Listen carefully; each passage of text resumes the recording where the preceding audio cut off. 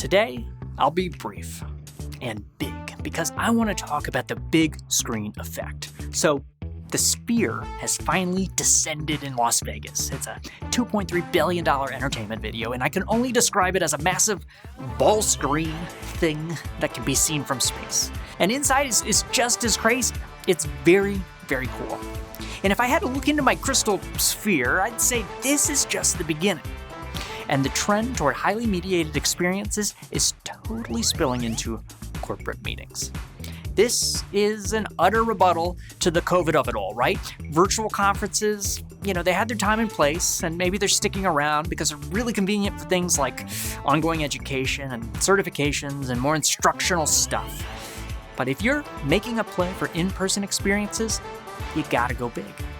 And our friends at the National Retail Federation know this. Their annual conference is literally called Retail's Big Show.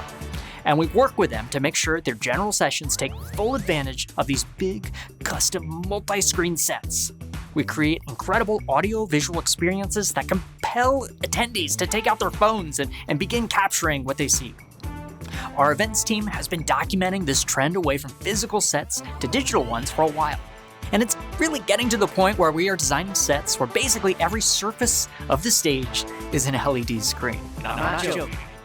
And venues are also building impressive outdoor signage that gives us ways for the event experience to spill out of the venue and into the world. When we're building these custom sets and experiences, we don't have Sphere money, but we're working with partners who really want to make an impression, who want to go big.